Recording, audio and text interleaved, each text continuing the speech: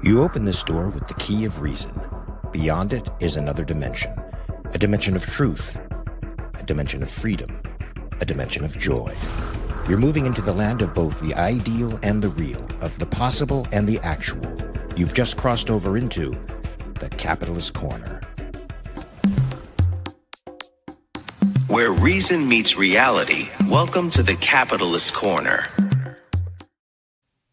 Happy Monday, folks. Welcome to the Capitalist Corner. I am your host, Mark Pellegrino, and also the chairman of the American Capitalist Party, along with my co-host and vice chair, Michael Liebowitz, who is also the head of this magnificent channel, The Rational Alternative, which has many and sundry shows going on. Michael, you want to tell us about what's going on? Well, the many and sundry has been significantly diminished since Persephone took a leave of absence. But we do have the Capitalist Corner Saturday. We do have the members only that I did yesterday, Sundays at 11 Eastern time. So we have those. And we'll have some more stuff coming out in the not so distant future. And that's about it. I got to get some rational egoist stuff done. Today I'm in frenzy mode. You ever been in frenzy mode? It's the title of my biography, baby. I'm always... I prefer frenzy mode, to be honest with you. Yeah. Well, is that weird? A little. It depends. Sometimes I do. I like a little bit of pressure to get things done, and I got to get things done. I don't like when I'm thrown like out of whack. So I had a lot planned for today. My boss from my regular job sent me extra work that I normally don't have. Then I got to get a phone call with this other guy. I have to work out. I have to shave. I planned on doing a Rational Egoist solo today, and everything was tight. I might have been able to get it, and then I get a call from Diana, and she says, I forgot something at home. Can you bring it to me? She's at work, so that's a half hour away. So there's an hour killed, and then I had to stop for gas, so there's another 15 minutes. So in a tight day, an hour and 15 minutes wiped out. Well, Michael, you know what God does when men make plans. Yeah, he knocks over my fucking, excuse my language. He knocks over my light. No, he laughs. He laughs. Yes. Look, Lee, I see Lee, our favorite person, one of our favorite folks from the UK, visiting, one of the few capitalists over there in the UK. Lee, you know I'm coming to Manchester in February, and you said you are too chicken to go all the way up north. I don't think I can come down to London, so you got to make the trip up north, man. You got to do it if you want to see me. Man. I don't know, man. The last time you said you were going to be in England, you ended up not going. So the only thing that it's not that's keeping her, though. Her hesitancy is other things, mostly fear, an irrational fear. No, but Michael, work, of course, would keep me from going in February, but I want to go. I like Manchester. I like the shows that they do up there. I like that particular promoter. So it's going to be a good show. It's an all supernatural cast. Michael, when they announced it, they sold out in 2.5 hours. Well, it's not really making me any money. So there's that. But it's great. It's great. I encourage everybody to go. Anytime you get to hang out with Mark, you should do it. Mark is a hoot. And Akira is saying he's using one of my favorite phrases to help you, Michael. I think put you're not your sacrifice, but doing something for your wonderful girlfriend. He says Michael is fulfilling his fiduciary duty as a boyfriend. Yeah. I love that word, fiduciary. I use it all the time. Okay, so Diana is saying basically that I have a fiduciary duty to you to say congratulations on the success that you're going to be having in England. Evidently, I can't break balls. I can't do anything. But I tell you what, though, the one good thing that happened is Diana works out in the sticks. So on my ride home, I saw this absolutely majestic, magnificent deer come leaping across the road. Luckily, it didn't crash into your car. That would have really put the. And Michael, not to put a pall on this, because you're describing something really nice, but you know what comes along with deer? What? Besides deer poop? I was going to say deer poop. No, ticks. ticks with Lyme disease. So be very careful when you're roaming around there out in the woods. When you and Diana go out to have your little, verdant walks through the Who do you bucolic think forest. I am, Grizzly Adams, dude? I don't Well, go frolicking out in the woods. Of course you might. It's summertime. You should be frolicking out in the woods of Connecticut. Why not? Yeah, and we do have. That's what Lyme disease comes from. Lyme, Connecticut. Oh, is that true? Yeah, Old Lyme, I think, or Lyme, one or the other. But yeah, it comes from Connecticut. So, anyways, what was I going to say? Now we got a lot to talk about, but I wanted to run something by you, and I'm glad Akira Felix is in the audience today. I'm always glad to see Akira in there. I am too, but especially today, I am happy he's here because, as you know, when this whole Iran thing started, you and I were opposed to it off the get-go. From the get-go. You and I caught flack. Not only did you and I catch flack, but there were a lot of folks out there really adamant about how good this was. I now see some of these folks, and they are out there bitching and moaning and complaining about what Trump is doing and how it's going, which is okay. What I don't like is there's no bridge from the you should be for this war, and if you're not, there's something wrong with you, to, wow, this Trump really fucked this up. There's no in the middle where, you know what, I was really wrong about this. Yeah. So, no, that would require introspection and a public shaming on their part. So I actually this morning was planning on doing this, and then I thought, no, I'll run it by Mark first. I was going to bring receipts for numerous people that this fits, because I think justice kind of demands it. But at the same time, I don't know if it would make for very good or entertaining, programming. And maybe it's petty on my part. But I do think there's something about, look, you people were out there maligning those who disagreed with you, and now you just act as if that never occurred, and you have the audacity to just critique the way that Trump is handling it when you and I knew Trump would handle it this way.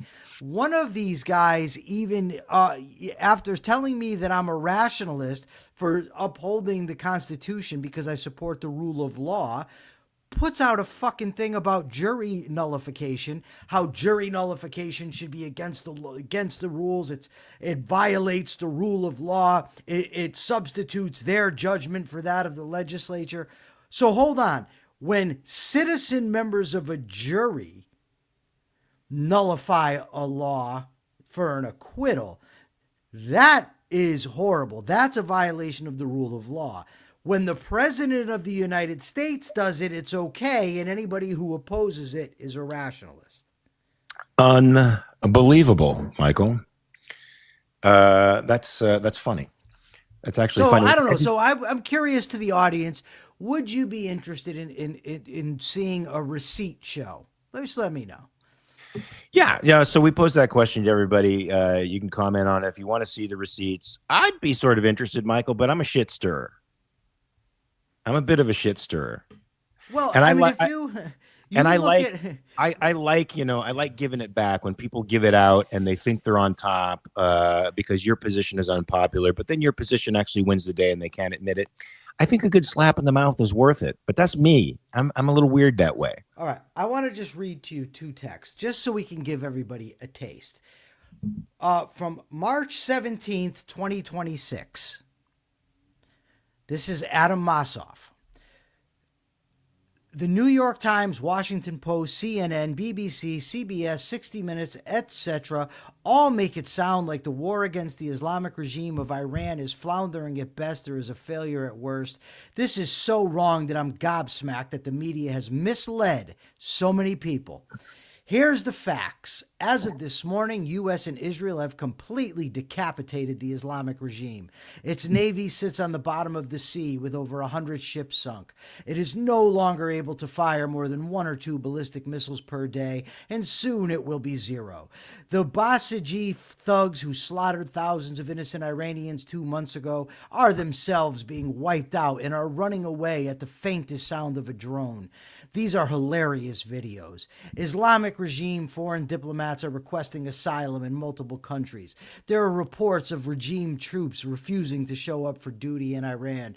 The war is succeeding in the goals of its phases. It will ultimately remove the greatest source of global terrorism and imminent nuclear threat to all Western countries, including the U.S. and Israel. What comes next? Hopefully something better. The future is never 100% certain, but the Allies had no idea in World War II what would come next after the surrender of the Nazis in Imperial Japan, and today these countries are some of the closest allies of the U.S. There are significant signs from the Shah and Iranians themselves that they could do the same. Let us hope, but whatever happens, the elimination of the 47-year-old holy war against the West is a good thing, and just about anything is better than a nuclear-armed religious regime that explicitly seeks an apocalypse with the U.S. and Israel. So that was as of March 17th of this year. So now, let me just scroll up a little bit, and we could take a look at the most recent of posts. Vance traveled across the world to shake this blood-soaked hand for a sick photo op, but the murderers he has burned his credibility to appease and reward left him dangling. Epic humiliation for U.S. prestige. What's he say here? There's an old Jewish tale told in the Talmud about a master who sent his servant to buy for him fish in the market. Then he goes on. It's more of a criticism. How about this? I didn't think it was possible to make President Obama's disastrous 2015 nuclear deal with the Islamic regime of Iran look good. J.D. Vance said, "Hold my beer. I'm going to totally lick the boots of these theological dictators who still chant death to America and fund terrorists." Now, this stuff goes on and on and on and on and on and on. But the people who commented on what was going on in March, because it was already happening, he mocked, berated, and said, you don't know what the hell you're talking about. So that's the type of thing that we can look forward to. So, Phil, thank you for the 10 pounds, brother. Phil says, we have literally thousands of red deer in our strait in the Highlands. I suspect none of them are capitalists, but seemingly entirely self-interested nonetheless. Thank you, Phil. Thanks, Phil. Akira thinks it'd be good, but he thinks it might hurt the channel. Maybe. Well, right. Look, Michael, there's no question that our stance against the war did hurt us within the objectivist community, and certainly hurt our channel. But, you know, you have a couple of choices in the world, man. Either you move through the world with integrity or you lie. And we can move through the world with integrity and win in the long run. We may lose a few battles with respect to who follows us now, but in the long run, I like to think that truth will prevail and our honesty and integrity will actually win a stronger audience than one we would gain in any other way. Mark, I can understand being wrong, right? Obviously, I've been wrong. What I don't grasp, what doesn't connect is, like I said, there's nothing to bridge it. It goes from this to this with no saying, damn, I screwed the pooch on this one. I really messed this up. Or you know who is saying that? You know who is saying that? Your own. Yeah, well, he said it. Absolutely.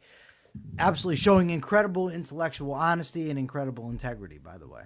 Yes. And I think he's one of the best voices to listen to with respect to this conflict. And Michael, when you talk about just the embarrassment of the political class, literally stealing defeat from the jaws of victory and turning an enormous military gain into a overall diplomatic loss. You know, the foreign minister, Abbas Aragachi, whatever his name is, actually left Vance standing at the podium in Switzerland. And you should have seen the expression on Vance's face. He looked like a little school kid. I saw it, yeah. It's embarrassing. It's totally embarrassing. It's just one more thumb in the eye of America. This, as if the negotiating process isn't already showing the world that America is feckless and has no balls. You get something like that with a Vance who stands on the podium and still waits in the face of this kind of disrespect and dishonor. It's like, Michael, it's almost like an abused wife syndrome, you know, where you just stick around and you get through it, hoping that one day your abusive spouse is going to sort it out and be better to you. It's just so freaking weak, man. Hey, did you like the thing I sent to you yesterday from The Good, the Bad, and the Ugly? Yeah, that was great. Yes. Eli Wallach, the great Eli Wallach, who came to speak at our theater company, by the way. When what I loved about Eli Wallach is he would act anywhere. He loved acting so much. If you asked him to do a scene on a cruise ship and he was just having a vacation there, he'd get up and do the scene with you. That's the kind of guy he was. And he went to school, I might add. He went to acting school with Marlon Brando at the Actors Studio. Really? Oh, yeah, man. Cool, You a cool Brando dude. fan? I'm a Brando fan. Well, that's good. You have a favorite Brando movie? I mean, come on. Right? Godfather. I mean, that's got to be my favorite. Oh, you're missing some great ones, though. Well, what do you mean? I think On the Waterfront was good. You got to see it on the big. You got to see it on the big screen. When I first saw On the Waterfront, I loved Lee J. Cobb because I saw it on a 12-inch black and white television set, and Lee J. Cobb's personality just came bursting through, and everything that Marlon did was lost on me until I saw it at the Cinerama Dome in this massive screen, and what he did was just genius. Also, you should see A Streetcar Named Desire. I have seen it. And The Men. And Viva Zapata. I need to see The Men. Yes, that's his first movie. Don't go there. It's the first movie. Let's get into the news a little bit, man, or whatever it is we're going to. What do you want to start with today? Do you want to start with something revolutionary? Do you want to start with the news? Let's start with this because I heard that Alan Greenspan has passed away at 100, and that sort of blew my mind. Yeah, you want to go with that? Let's talk about old Alan. Wait a second. What do you mean it blew your mind? Well, I know he's 100 years old, but it was 100 years old. I don't know. It's one of those things like when Marlon passed away, it blew my mind. Even though he was old and obese and he was going to go, he's just one of these iconic figures in your life. And with Greenspan's relationship to Rand and his relationship to the collective early on, and the essays that I read from him, he just seemed like this iconic, eternal character. He was definitely a 20th century man, right? No doubt about that. But it reminds me of this. There's a Seinfeld episode where this guy in his 90s dies, and Kramer says, "Boy, that really makes you think. If he could go, I mean, the guy's 100. I mean, I've been waiting for a long time. I'm like, what's happening here? This guy's gonna live forever." But yeah, I mean, look. So Alan Greenspan initially was introduced to Ayn Rand by Joni Mitchell or Joan Mitchell. I'm not sure which it is. I think I've heard both. Not Joni Mitchell, the musician. There's no way Joni Mitchell would have been married to him. No, what do you mean? I thought Joan Mitchell was his first wife. Yeah, Joan Mitchell. It's Joan, but not it's not Joni. All right, well, you Joni can't call. Joni Mitchell is Joni Mitchell. No, I don't. But she's a kid. You don't know Joni Mitchell? Wait a second. What do you think is so wrong with Alan Greenspan? You know he also dated Barbara Streisand. I mean, not Barbara Streisand. Barbara Walters. Well, that makes sense. It doesn't make sense to date Barbara Streisand, though. No, but Barbara Walters it does, and this Joan Mitchell was a good looking. Well, we're getting off. You got to pop a picture of her up here. No, I'm only saying that because look, Streisand is a notorious leftist, and Joni Mitchell was like an icon of the hippie folk movement in the '60s and the '70s, man. So it's not like she would find any ideological compatibility with a guy who is James Carville and Mary Matlin. That's but they just don't take their politics seriously. They can't. They're not if they're married. They just can't. Okay. One of them is a fucking hypocrite. I thought that there's some freaky stuff going on there, but maybe it's that. Maybe they're just into that BDS thing or whatever, and they like humiliating each other. Who knows? Yeah, but it couldn't have been. Give me those Democratic talking points, baby. Take this. Yeah. Look. If anybody knows if it was the Joni Mitchell or just it's not that Joan one. This Mitchell. Joan Mitchell, if I'm not mistaken, was Barbara Brandon's cousin, Joan That's Mitchell. Right. Okay, there you go. And she introduced him to the collective. So I know, but he was a musician, so it's highly possible that he ran around. Why in some do you of those keep circles. taking us off of track here? It's the title of my biography, baby. Earlier you told me that I have multiple titles to my biography, so don't try to pin me down to one title. I'm not going to try to pin you down. Okay, listen, just to talk those Democratic talking points. Okay, listen. Back to well, what the hell are we talking? Oh, Alan Greenspan, right? So he meets Ayn Rand, and I read Ayn Rand. Alan Greenspan wrote in his book, The Age of Turbulence. He said that arguing with Ayn Rand was like thinking you were good at chess, and the next thing you know, you're mated. That's what he said, because he was a logical positivist, and she basically said to him, okay, so are you sure you exist? And he said, oh, maybe not, and then after a while she would check on him and say, hey, she called him the Undertaker because of his somber appearance and the way he dressed. And then she would tell, hey, have you seen the Undertaker? Has he figured out yet whether he exists or not? But he ends up coming along. He defends Atlas Shrugged. He wrote numerous good essays for the Objectivist newsletter. Capitalism, the Unknown Ideal. He's got Golden Economic Freedom, Antitrust, The Assault on Integrity, all very, very good. He ends up he works for Nixon, he works for Ford. Ayn Rand goes to his swearing in. And then he ends up selling his soul so that he could be a government bureaucrat. But Ayn Rand, I guess, had actually said about him that Alan is a bit of a social climber. Really? Yeah. I forgot that. Yeah. So, but he never said she was wrong. He never turned his back on free market capitalism, at least not in, talking. And he never said that, I was mistaken.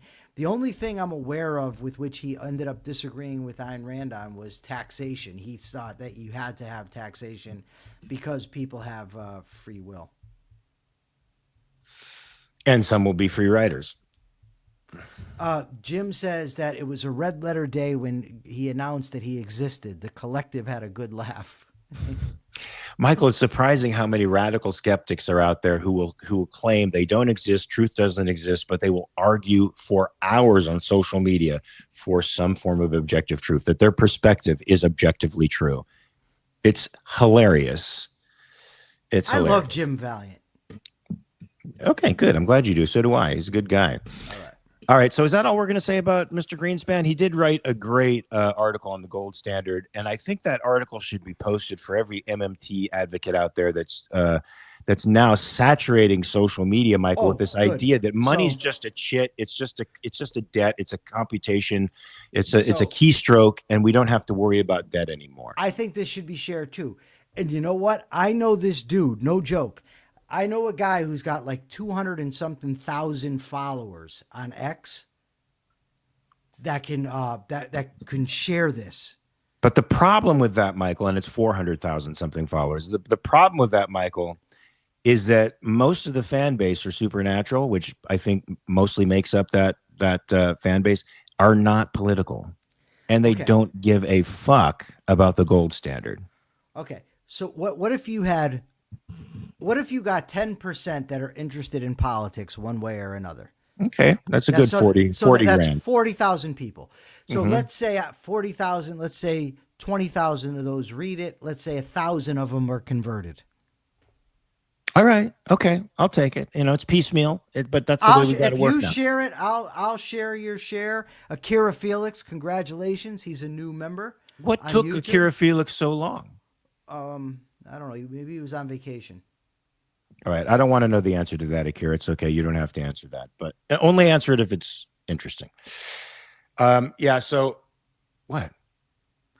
I don't know. I mean, only answer it if it's interesting. So now he has to guess whether you're going to find it interesting. Yeah, sort of. He's smart. He's a super smart guy. So he'll figure that out. Are you sad about Alan Greenspan going, Michael? Honestly? Yeah. No. What do I care? I mean, really. Do you think he did? Do you think he did more harm than good? I don't know. I mean, no, I don't think so. Look, the guy wrote a lot of good essays when he was younger. I think that those could have a really good impact. He ended up going to Washington. I don't know. I mean, it's easy for me to say, he could have done much more to promote free markets. But he was the Fed chairman. I don't know, how much he could really have done there. I mean, to the extent that he... Okay, let me say this. To the extent that he participated in money printing, which as a Fed chairman, he impacts it. and then you have negative consequences from that, and he's associated with capitalism. So then people say, "Oh, look, capitalism failed." That's the big one. That's a serious problem. But to say on whole in the guy's life, did he do more harm than good? I honestly, I can't gauge that. That really should have been my answer. I can't gauge that. But whether I'm upset that he died, look, I never met the guy. He lived to be 100 years old. He's very wealthy. I mean, it's not really going to impact my day one way or the other. Should it? I mean, I feel like, people want you to be sad when people die. But if I don't know somebody, what am I supposed to do? No, I don't think so. I know, I get that, but some people represent the ending of an era, right? I mean, some people represent the passing of something more than a human life, and in a way, he does. Okay, so if you are asking me in the sense of, okay, when Ozzy Osbourne dies, for instance, was I sad? Do I really care that Ozzy's dead? Not so much, but Ozzy Osbourne did play a very integral role in my childhood, listening to him, developing my taste for music. Same with Hulk Hogan. I used to watch wrestling when I was a little kid, so when Hulk Hogan dies, there's a part of me that's sad, that gets kind of nostalgic. And in that sense, I can look at somebody like Alan Greenspan and say he was a part of a different day. In an era where ideas were very vibrant. There were a lot of people arguing and debating. It was an exciting time. And there's not many people left from that era. I mean, I don't know. Jim Valiant can tell us how many people are left from the collective or, that were around at that time. Peikoff. Well, Leonard Peikoff. Was Binswanger in it?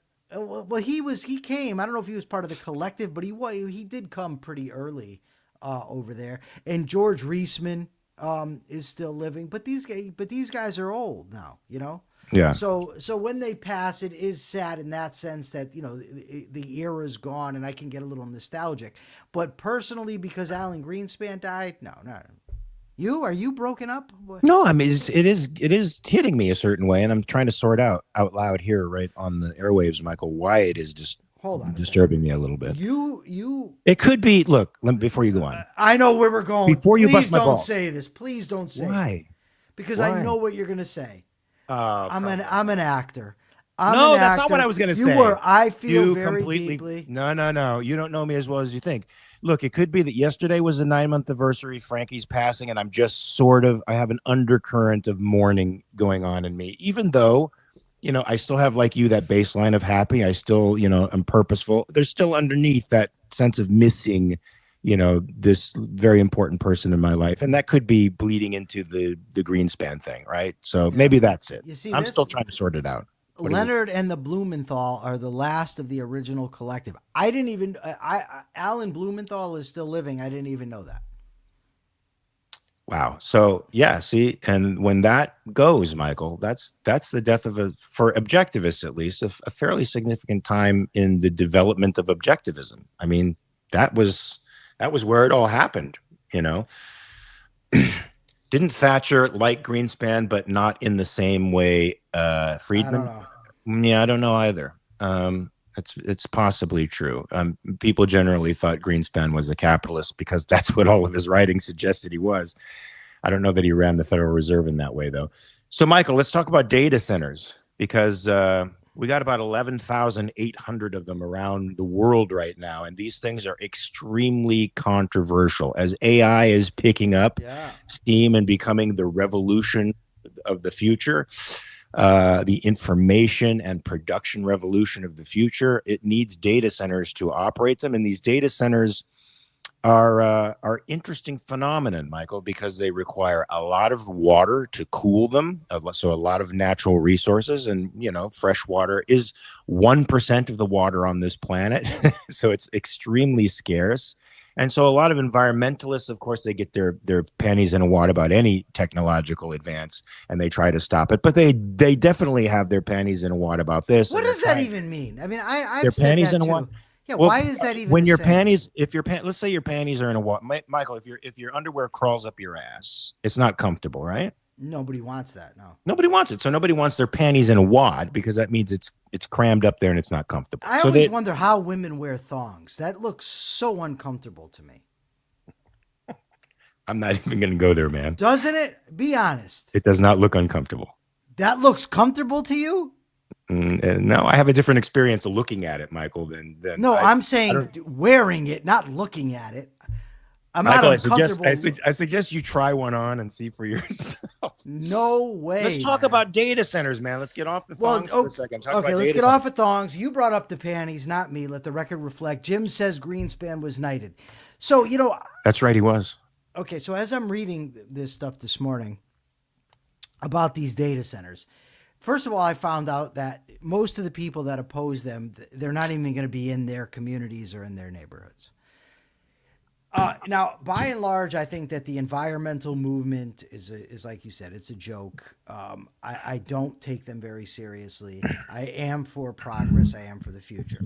I do have some concerns, however, with data centers, but not what you may think. So if the government is subsidizing them, right? Let's say the government, let's say I live here. I live in South Windsor, Connecticut. If the government now gives a tax break, which means lowering taxes to bring them in, but my taxes don't go down as a result of bringing them in, and you put them across the street, they demand a lot of electricity, which is then going to drive up the price of electricity. Now, I don't have any problem. If it's all done in a free market, if they drive up the price of electricity, so be it. That's their right. But if the government is subsidizing them to do it, so now I'm still paying taxes at a higher rate than they're paying, or I would have to pay taxes at a higher rate should I get involved in whatever tax code they have to file under. But now my cost of electricity is going up. Now I'm listening to this humming that's coming from there, I guess, that they have. I'm going to be pissed. And as I'm looking through this stuff, the multitudinous ways in which government is involved in the economy, as you're looking, well, they can get an exemption under Part D, Section A of the 345th Fuck You Code. You know what I mean?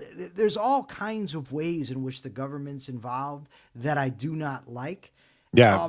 And that's what happens, though. Once they get their little paws involved in things, it's very difficult to untangle it because at the same time, these things are needed. I mean, it is good. It's good for progress.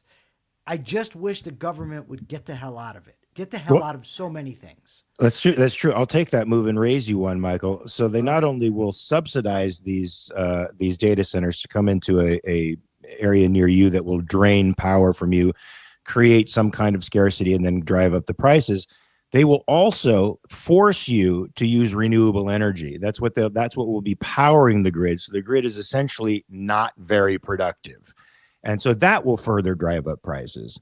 I mean, if they left the grid alone, let fossil fuels evolve to nuclear technology, which it likely would, and allowed the market to upgrade the facilities, then I imagine that these data centers wouldn't really be a resource drain at all. But it's because of the scarcity that government forces us into, as it is. Here in California, Michael, we've done away with nuclear. We've mostly done away with fossil fuels. We're trying to convert over to renewable sources of energy, like Germany, whose energy costs are 4 or 5 times that of the rest of Europe. To of course, a failing grid. We have brownouts and blackouts, sectional brownouts and blackouts all the time in California, to the point where when it's 100 degrees outside, they're asking you to ration your air conditioning. All right. Or to put it above a certain level. And if you don't, you get highly penalized for it. So they put us in that bind, Michael, that fucking government bind where they're creating a demand on the one hand and denying supply on the other. So that's what drives the cost up more than anything. Would you agree or disagree? More than anything, I don't know about more than anything, but I know that they do drive the cost up. I don't know all the ins and outs if I can make that statement, but nevertheless, they do muck it up. Because if all you have is a bunch of free people trading voluntarily, running their property how they see fit, it would be much simpler than when you have to sift through all the government machinations to figure out who's getting screwed by who, is it whom? Who is screwing whom would be, I think, the best way to put it. Phil asked Jim, "Hey Jim, where's my fucking copy of Creating Christ?" I think Jim has left the building. I think he had to go do daily, whatever he does over there, the daily objective. Oops. So he's still invited over there. That's very interesting. Sorry about that, Phil. Hopefully that message will get across to James soon, and he will send you a copy. So is that all we want to say right now? I'm texting him right now. Is that all we want to say about data centers? I mean, I think they're a boon. I think they're great. I think AI is going to be a transformational technology for the better, of course. I don't foresee the apocalyptic future that so many people in the artificial intelligence movement see, or that so many people, especially on the left, fear, Michael, because as you know, Bernie Sanders is trying to get legislation cobbled together where the government will control AI by quote unquote putting it in the hands of the people by massive taxes and payouts to the government. And supposedly this is supposed to put the control of the destiny and projected goals of AI in the hands of the people. Of course, this never happens when the government controls an industry. But I think I got today, and I just think I had to accept the friend request. I got the most interesting friend request that I think I've ever gotten. This guy, you ready for his description? Yeah. Proud to be Jewish, queer, Zionist, anti-bigot, and anarchist. Wow. Country boy turned city genderqueer. Okay. I had to accept. How do you not accept a friend request from somebody like that? It's an incredible self-description. Yeah, Michael. So I'm looking forward to this revolution. I'm not sure how it's going to impact my business. I'm sure it will.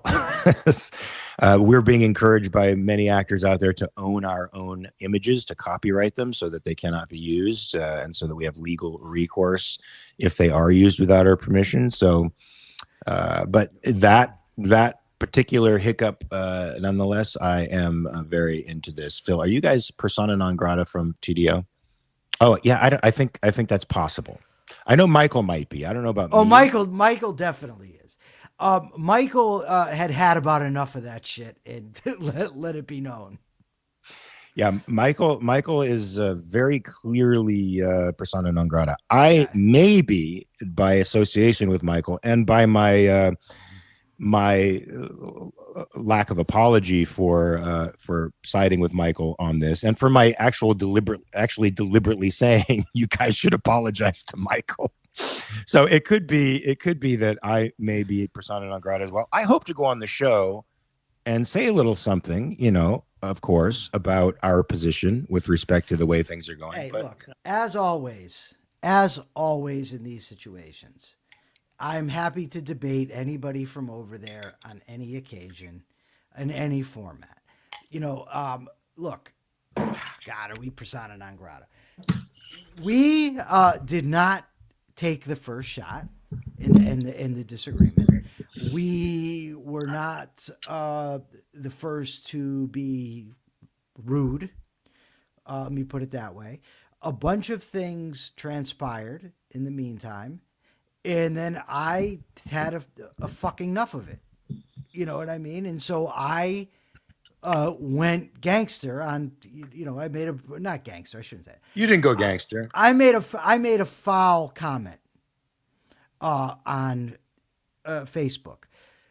Of course, I mean, if you want to just isolate my comment and say, "Oh, look what a jerk Liebowitz is. How could he say this to such a nice guy?" or whatever, then you can do that. But if we ever had to go before the jury, I'm very confident I would win that case. Yeah, I think so too, Michael. That's why I am on your side and have your back through this whole debacle. And that's sort of what it is, to be honest. We're right, and we should stand proudly on that fact. Hey, let me just look. I was treated very unjustly.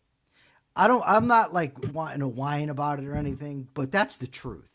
And again, if somebody ever says to me, Michael, you're making a pretty harsh accusation, you're accusing somebody of treating you unjustly, make your case, I'm happy to. And you know what? Let's make a case for the American Revolution, man, and what happened in 1764 and 1765, because we're coming up on the 250th anniversary of this amazing country, certainly diluted in its meaning and in its exceptionalism by the onslaught of 130 years of statism, but still in its essence, an amazing, amazing country, and its founding principles, an amazing country. And it was forced to really hash out these principles, Michael, in 1764 and 1765. There was a Sugar Act passed in 1764, and then really one of the first taxes on the American colonists in 1765 with the Stamp Act. And this forced the founding generation to really come to terms with the meaning of liberty, and the meaning of taxation, the meaning of parliament, the meaning of representational government. All of that was hashed out in the 10 years from the Stamp Act to the first shots fired in the Revolutionary War, which were essentially a philosophical and legal argument that they kept making to the crown. So let's talk about that a little bit, man, because it's a really cool period of time. Okay, so the 7 Years' War, the French and Indian War over here, 7 Years' War, it was called over in Europe. The British were fighting the French. If I'm not mistaken, Mark, you can look this up. I believe George Washington actually fired the first shot of the French and Indian War. It wasn't it wasn't quite George Washington. I think what had happened, and I don't have any of the historical points in front of me, but I think they were on their way to a parley, and they came across a French squad in the field.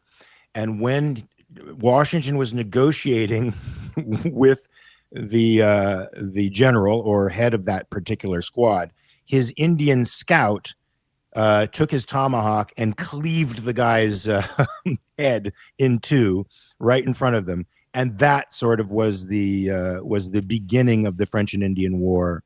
Okay. As far as I remember it. This is what I got. The first shot of the French and Indian War is generally credited to George Washington. In May 1754, a 22-year-old Lieutenant Colonel Washington led a Virginia militia force and ambushed a French scouting party at Jumonville Glen, present-day Pennsylvania. The French commander, Joseph Coulon du Jumonville, was killed, along with several of his men, and the rest were captured. The attack is historically significant because it essentially sparked what became a global conflict, the 7 Years' War. Washington's own account acknowledged the engagement, and he famously wrote in a letter that he found something charming in the sound of musket fire. Okay. Yes, and the buzzing of the bullets.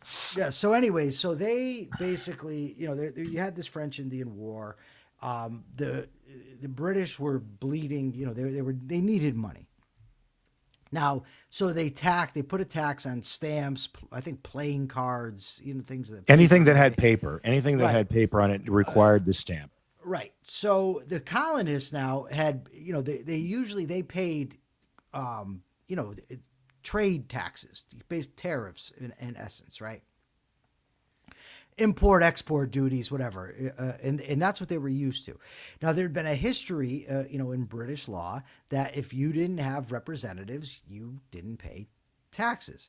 So, so they're now being asked to pay taxes for this thing, and there was also a part of it where if somebody was tried for violating the law, they weren't going to be tried in the colonies by a jury of their peers. They were going to be tried in Britain. So now you should say the reason for that. The reason for that was because the colonists were notorious for not actually convicting smugglers of the crime of smuggling. And so the British adjustment to that was to try them in admiralty courts, which meant either in admiralty courts without a jury in the colonies, or to ship people across the pond to England and try them there. Of course, trial by jury was an enormous foundation stone of the common law of England, and the colonists took great exception to the fact that they were being denied one of the fundamental concepts in English common law, which they felt entitled to, and I think they were right. But go ahead. Well, they organized the Stamp Act Congress. And they set this here, the Declaration of Rights of the Stamp Act Congress, 19th of October, 1765. After doing some serious ass-kissing, which they felt they had to. Your Majesty, we love you. You're wonderful. We're your subjects. We'll clean your boots. Whatever. I shouldn't joke like that because these people were ballsy. Yeah, they were. But they weren't. They knew which side their bread was buttered on, and they thought they were British subjects, and they were still trying to appeal to the king's goodwill. Okay, so they say some things here. I'm not going to read every tenet of this, but I'll read some. That His Majesty's liege subjects in these colonies are entitled to all the inherent rights and privileges of his natural-born subjects within the Kingdom of Great Britain. That it is inseparably essential to the freedom of people and the undoubted rights of Englishmen that no taxes should be imposed on them, but with their own consent, given personally or by their representatives. That the people of these colonies are not, and from their local circumstances cannot be, represented in the House of Commons in Great Britain. That the only representatives of the people of these colonies are persons chosen therein by themselves, and that no taxes ever have been or can be constitutionally imposed on them but by their respective legislatures. That trial by jury is the inherent and invaluable right of every British subject in these colonies. Let's see what else they got. The restrictions imposed by several late acts of Parliament on the trade of these colonies will render them unable to purchase the manufactures of Great Britain. Love the appeal to self-interest. It is the right of the British subjects in these colonies to petition the King or either House of Parliament. It is the indispensable duty of these colonies to the best of sovereigns, to the mother country, and to themselves to endeavor, by loyal and dutiful address to His Majesty and humble application to both Houses of Parliament, to procure the repeal of the Act for granting and applying certain stamp duties of all clauses of any other Acts of Parliament whereby the jurisdiction of the Admiralty is extended as aforesaid, and of the other late acts for the restriction of American commerce. Now, a lot of important stuff comes out of this, right? The Sons of Liberty come out of this whole thing. That's where they originated, and we're going to get into them in the days and weeks to come, I promise. But also, Britain pulls a fast one, right? Because what they do is they say, okay, we'll repeal the Stamp Act, but at the same time, they pass the Declaratory Act. Now, do you want to talk about the Declaratory Act? Because I've been running my mouth for a bit. No, you can continue. I can just say in sum what it is from my remembrance. Well, yeah. I mean, make yourself useful. So yes, but see, they had to repeal the Stamp Act, not so much because of the colonies themselves and their legal protest, but because the colonies and the Sons of Liberty had organized an embargo against British goods. And of course, the relationship that they had with the colonies was that the colonies would produce raw materials, send them over to Britain where they would be manufactured and then sold back to the colonies as manufactured goods. Without those raw materials, though, a huge portion of the British market was taken out.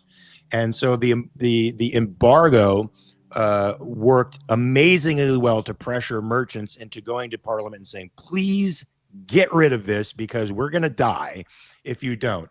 So it's British merchants over in the homeland, in the mother country, who eventually pressured Parliament into giving up the Stamp Act. But because they were stubborn and stiff-necked, as often a term used in the Bible, Michael, they decided to make the Declaratory Act, which declared that Parliament had the power to levy taxes against the colonists. Irrespective of their representation, they still had the power because Parliament was in a virtual representation of the colonists. Of course, this did not go over well either. You can continue if you want.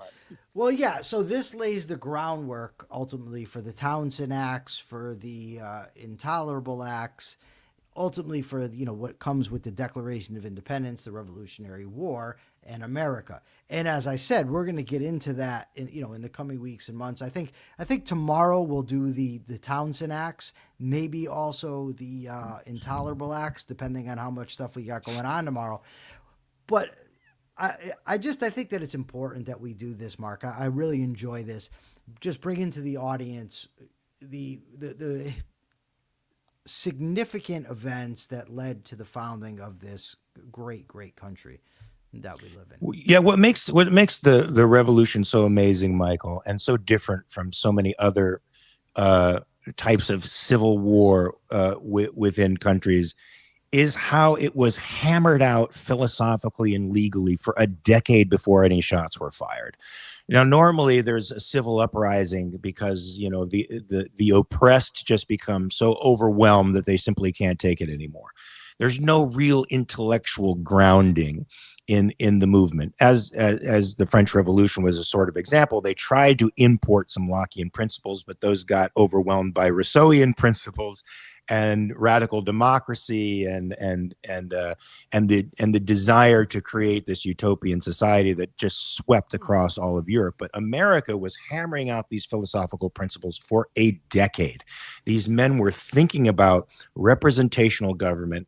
John Adams wrote 9 volumes on democracies and the history of democracies during this time, trying to figure out what kind of government best suited America. It truly was a time that almost, Michael, I say almost, and almost only counts in horseshoes and hand grenades, but almost can make you believe in the existence of a God, because it is so serendipitous that giants of this intellectual caliber all existed in one place at this exact time in history to take advantage of a moment in time to bequeath to all people, not just us in the United States, but all people, the light of liberty. And it's very important that we review those principles. Absolutely. This is very, I don't know if this is disturbing or not, but Katie saw evidently a bus wearing a shirt. What? She said, I just saw the best shirt ever on this bus. Yeah, that's funny. So, yes. Come on, man. If Groucho Marx said I shot an elephant in my pajamas, and that was funny, why aren't I funny? Anyway, you know, here's the thing. You mentioned when you said created by giants, there's a great, great line in the book 93 by Victor Hugo when he talks about the French Revolution that had begun with such promise. And he says, you know, thus what was built by giants was destroyed by mice. And that seems like often, you know, what's going on here. And as you're talking about Gracie Allen, that was George Burns' wife. Okay. Now, what was I going to say? I forgot again. Oh, the ideas. You talk about the ideas leading up to the American Revolution. So profound, so deep, so powerful. And if you look at how ideas move things and you think about the ideas really that have the passion behind them today, and it's this anti-liberalism, post-liberalism, Kevin Dineen, J.D. Vance, you know, that they've got it, some passion. And then you've got the socialists. The free market people, gone. We got to do something about that. You know, Michael, I had a meeting. This is years ago, before even the formulation of the American Capitalist Party, even as a think tank or just as a space for people to see these principles. I had a meeting with this group of liberty-minded folks who were putting out videos on social media, and they were 4 or 5 minute long videos. And I agreed with every single thing that they said, but they were so freaking boring. They would take an economist or an academic, and the academic would explain some principle of economics, and I wanted to kill myself after a minute and a half. And so I had a meeting with their board. I'm like, guys, you're saying true things and nobody's hearing them because it's too fucking academic. You need to hit people where it counts. You need to get them in the gut, in the heart. And you can do that with really easy messaging and great visuals. And I gave them an example. I wanted to do this liberty mosaic. And they were like, well, those are great ideas, but it's not really our brand. And I'm like, well, your brand is going to fucking kill you. Your brand is going to snuff out your message. Do you want this to get out to people? You want people to understand how amazing liberty is? Well, then you better start changing your tune. And that's, Michael, you know, I feel like the liberty movement has intellectuals, really sound intellectualism on its side, but the delivery mechanism. You know, a couple of years ago, I went to the Libertarian Party of Connecticut's yearly convention, and Chase Oliver, who ended up getting the nomination for president, he gave a speech. And when he gave his speech, he said, everybody in the audience, put your hands up. Who here has read Liberalism by von Mises? And my hand went up, and I was like, aha. And I thought he was good at making the point of, you guys got to read more. My hand went up. I looked around. Not many people's hands were up. He said, okay. He said, how many people in here have seen Star Wars? Every hand in the audience went up. He said, see, that's the thing. Beautiful. He talked about messaging. And, the point wasn't more people need to read liberalism. His point was you need to embed your message in things like Star Wars, in things that attract people, and things that people find interesting. So you do it in like Ayn Rand did it, Atlas Shrugged, The Fountainhead. You can do it in movies. Robert Heinlein has done it. And Moon is a Harsh Mistress and The Stranger in a Strange Land. I mean, these are great books, and they're not didactic either. His stuff isn't didactic, so you don't feel like you're being preached to. Right? It comes out in the narrative. The values of the characters come out in the. What the fuck is the matter? What did I do now? You didn't do anything. What happened? The conversation in the chat has gone off the rails. Just continue. Yeah. So we need people who are going to translate these ideas into great narratives, so that people get the ideas without feeling like they're being preached to. Right? That's what we need. We need good storytellers, man. And Michael, there is a liberty movement out there that I was a part of for a little while. That young filmmakers would do liberty-oriented films. I was part of the board. I read some of the scripts for these films, and they were by and large terrible, because they put the cart before the horse. They put the political and intellectual agenda first and the story second. It was like the story had to justify the political agenda, as opposed to the story exists, and as an afterthought, that the political ideas are peppered in there. They're seasoned in there, and you get that from the narrative without even really thinking about it. That's what we need. We need good storytellers. And unfortunately, we have a dearth of them in our part of the community. And the left, the droogs of the world, they may not have a very good command of intellectual ideas. They may not have a command of principles, Michael, but they certainly can tell a freaking good story. You want to know a perfect example? I haven't seen the whole thing yet, but I don't know if you've seen Pluribus. Have you seen Pluribus? No, why have I heard of this? It's Vince Gilligan's new show. Vince Gilligan did Breaking Bad. He's a fantastic writer. And when I've watched about 4 or 5 of the episodes, Michael, and it's like this. The basic story is there's this virus or some kind of fungus or something that comes down from outer space somehow, and it infects the world and creates a hive mind, in essence, except for one person who's somehow immune from this thing. And the hive mind becomes a very functional society, because everybody has access to all of the world's knowledge, because they're all interconnected with each other. So you could be a newspaper delivery boy, but you could also do open heart surgery, brain surgery. You know how to build a rocket ship that goes to the moon, all this stuff, because all the knowledge problem is essentially solved by this mysterious fungus, along with a bunch of other problems that you have in collectivist societies. But it actually makes you wonder, well, shit, if they could solve these essential problems of collectivism, would it be a better society?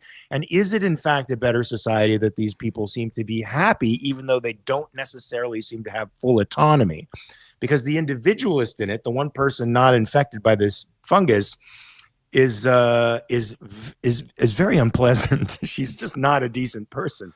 So it does turn your conceptions of individualism and collectivism on its head in an interesting way. I mean, it absorbs and adopts some of the dominant concepts about collectivism being as a superior sort of ethics, but it does it in a very creative way. So you're not pounded over the head with collectivist messaging. It just sort of happens in the action. That's what we need. We need that. Yes. And I know a guy that actually writes screenplays and stuff like that. You know what I mean? Yeah, you do. Pluribus is interesting. So I want to see the end. I want to see if the collectivists win or if the individualist wins or what happens. It's a hell of a coincidence too. The same guy I know that writes screenplays is the guy with all the followers on X. Same guy. So anyway, so the other day, the question I asked who could I debate? Who would be interested in me debate? So somebody, Paul Tech writes, on finding someone to debate capitalism versus socialism, career academics and Jacobin contributors Ben Burgess and Matt McManus come to mind. I actually already debated Matt McManus. Did you? Yeah. You got to post that again, man. All right. He wrote an article criticizing Ayn Rand and Ludwig von Mises, so I debated him on the article that he wrote. Oh, You'll good. like you. I hope you fucking handed his head to him, because I hate those guys. You'll be pleased if you watch it. Okay. Of course I will. Of course I will. So Greg Doherty says, Iran, hard to predict specifics, but it's definitely not getting better anytime soon. And Jeanette says she thinks it will start again. Look up the $18 trillion Trump received from Qatar. From Qatar, not Qatar. 18 trillion. Yes. Is that what he said? He has probably said something like that, hasn't he? I wouldn't suppose. I wouldn't doubt it. Okay. So you got to give the capitalist thought of the day. Yeah, folks, capitalism is essentially liberalism, and that's what we want to bring back into the world. Somewhere along the line, liberalism got co-opted by the left, and the right responded by assuming that collectivism and the overextension of government power into your life was a liberal concept, but that's not true. Liberalism's root is liberty. It means the widest degree of human freedom, and the government is there solely to protect that freedom, guys. That means it shields you from initiated violence from other people. That's right. Force is not nature. It's what other people do to you. And that's what the government is supposed to shield you from. That's what capitalism is about. And that's what we want as a capitalist society. Speaking of which, I want to go a little bit further, Michael. Go to AmericanCapitalistParty.org. Please read the policies there. Be a part of the change. We're also having our first national convention on the 19th and 20th in Pittsburgh, Pennsylvania. Please go. Register right now. Come and be a part of this new movement. Vote on policies that we will try to bring to legislatures in the states that we have the power to do that. All right. So please be a part of the change. Go ahead. So, all right. okay, You're shutting me up. No, I'm not. I'm going to say this about that. Telling them that they can vote on the bylaws or whatever policies of the party, that's not the attraction. If you guys come, you get to hear great speakers discuss great ideas with actual people that promote capitalism. And best of all, you get to meet and hang out with us. That's true. That's the selling feature. That's the thing. We got Kaya Willis coming. We got Jonathan Honig coming. Michael's speaking. I'm speaking. Carlos is speaking. Self-made men are going to be up there on the podium talking about the greatest economic and women. That's Kaya Willis is a woman. That's right. Self-made. Well, I use self-made men as, you know what I use. I used it as. I'm just saying, sometimes you just got to say what you got to make it clear. I get you. I get you. So yeah. So come out and check it out, folks. It'll be a good time. And we'll be talking liberty, and we'll be solidifying the principles for the party and moving forward as we should. Michael, do you have a question? Yes, I do have a question. My question is this. What is a surprisingly good pro-liberty book that doesn't get a lot of attention? So what in other words, what is a sleeper pro-liberty book that most people maybe don't know about, but that really makes a good case for freedom, fiction, nonfiction, whatever the case may be? That's a good one. I'd have to think about that myself. All right, folks, you got 23 hours to check your premises. It's what all good, active-minded people do, so please do that. Check your premises. Peace.